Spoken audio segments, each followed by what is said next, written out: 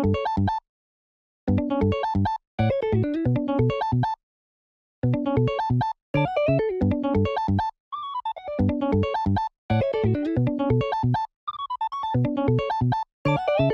what's up ladies and gentlemen, good to see you again. And last night I was actually playing in my second UTA event and we were able to take the dub.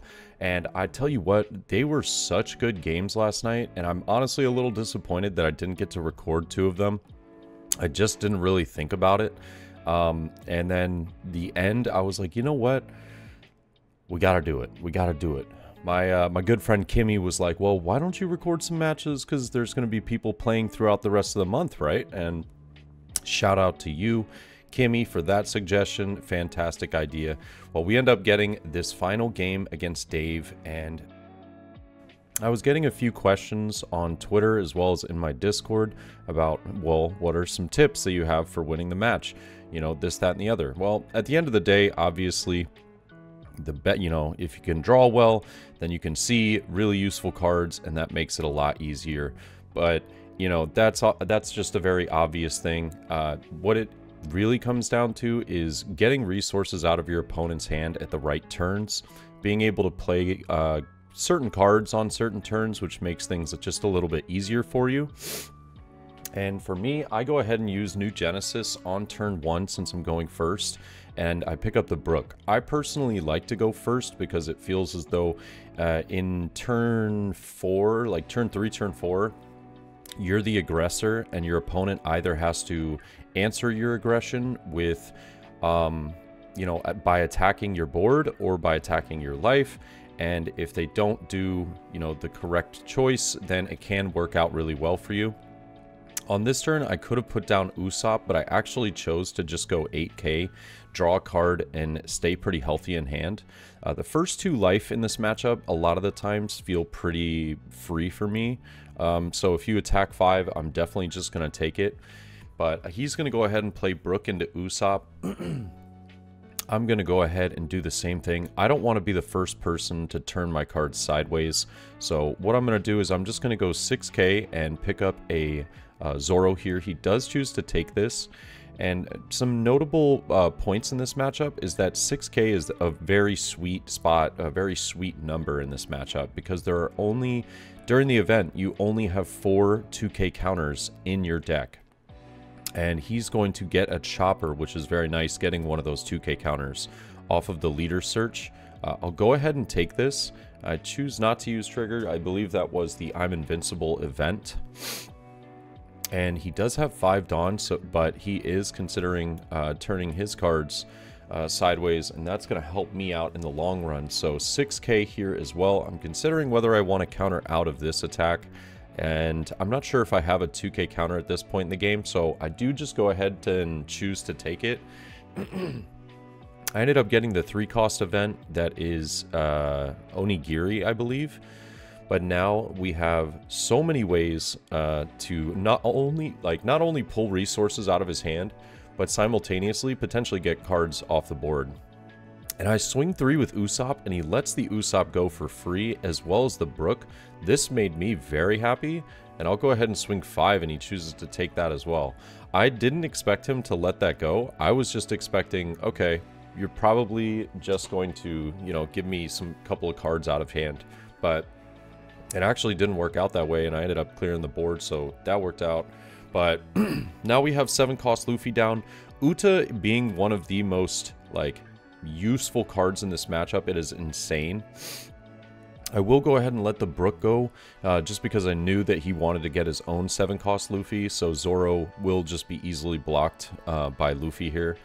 And now, this Uta card is so important, and this was the turn that I kind of decided to, you know, get a lot of cards out of my opponent's hand. I know that I'm only at 2 life, but I have like 10 cards in hand, plenty of ways to defend myself.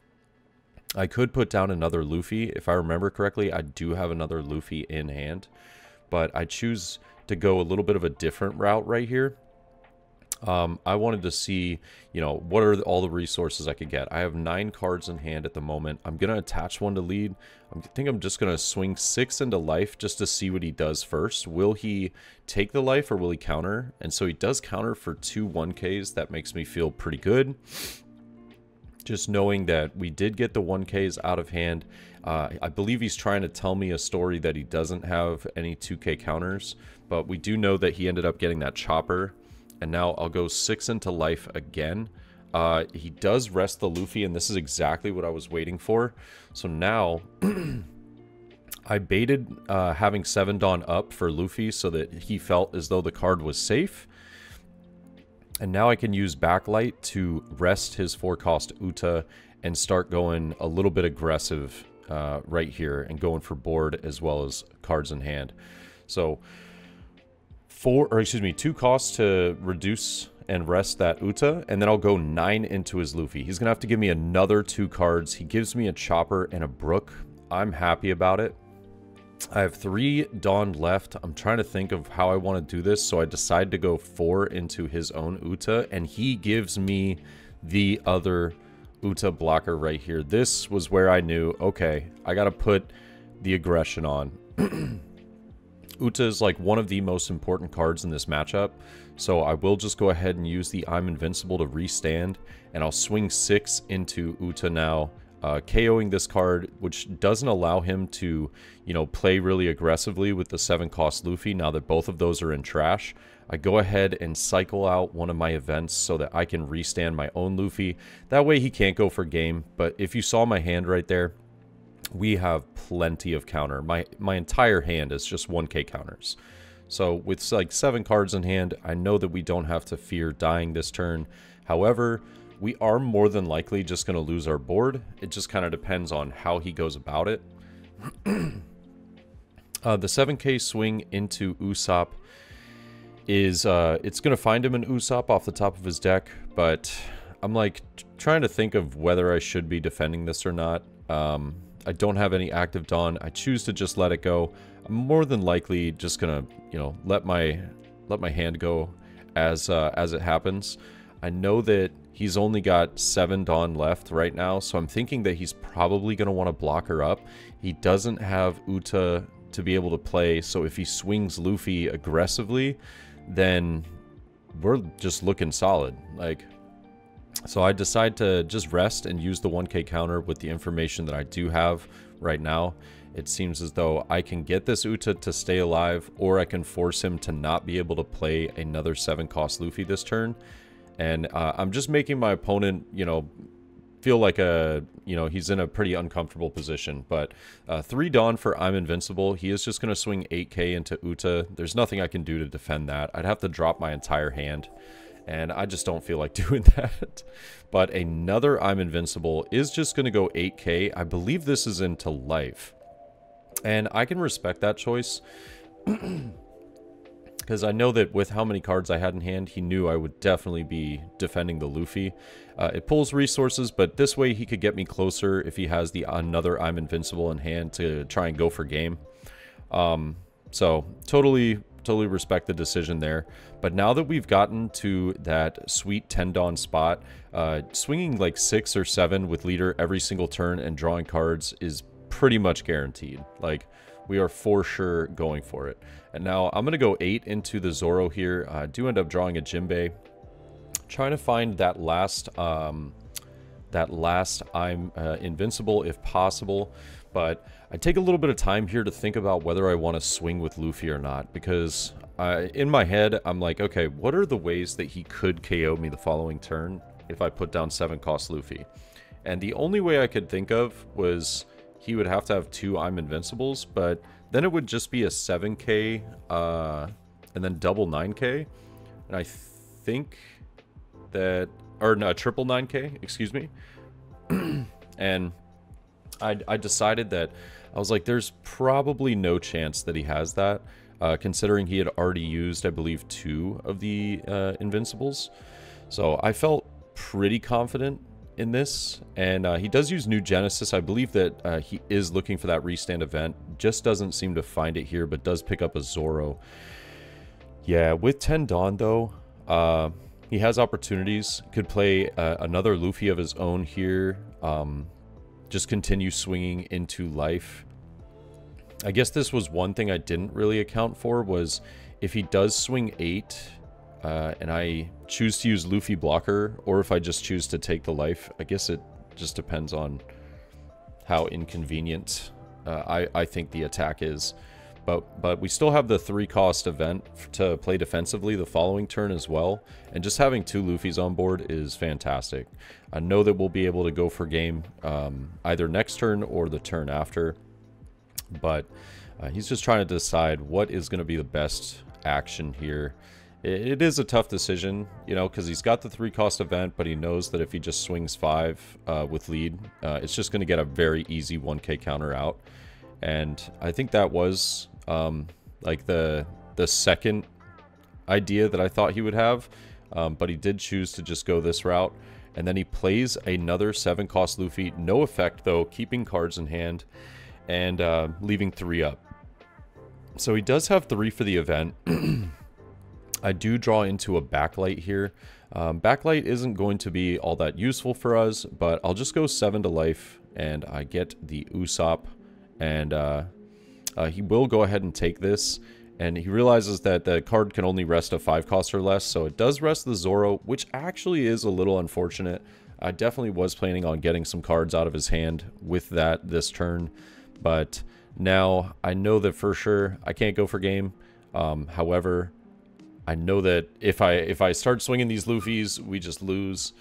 And I don't exactly want to do that. So with 8 Dawn, I could just play a Frankie, just very freely, just a 5-cost Frankie, leave 3 open for the event.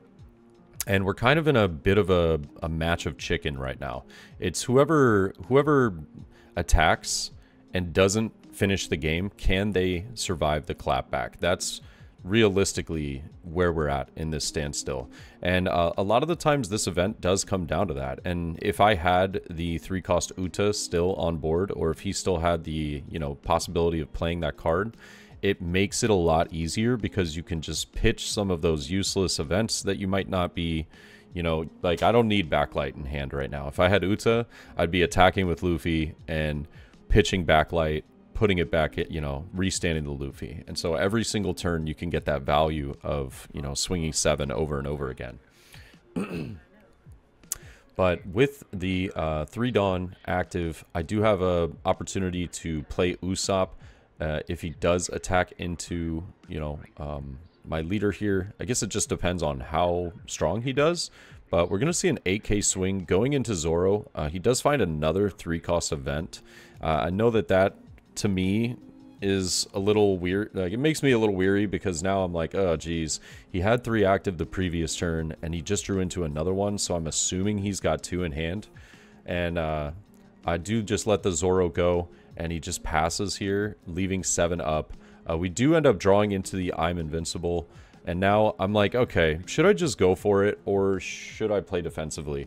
I think that if I'm being completely honest, I don't know if I necessarily agree with, I think I decided to go on the offense this turn, now that I drew the invincible, but I guess there's just a world where he could have gotten out of this.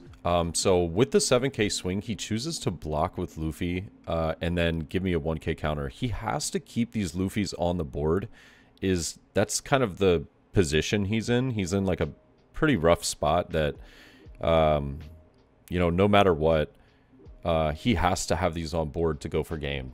And I'm just kind of, you know, thinking in my head, all right, 7k again, and he is going to block and give me a 1k counter. I'm kind of like blown away. I know that he has the 2 events, but I'm still thinking in my mind, like, okay, how many cards do you have in hand? He's got 4 cards in hand. I know that 2 of them have to be the event to get out of these swings, but realistically, I think we're just safe if we just go 7-7-12. But I think after looking at it, there was a world where he could get through. He would have to have the 2k and the 1k for my Luffy swing right here. And now I'm just kind of like, all right, you know what? We've committed. We're going for it. So I go 7 here.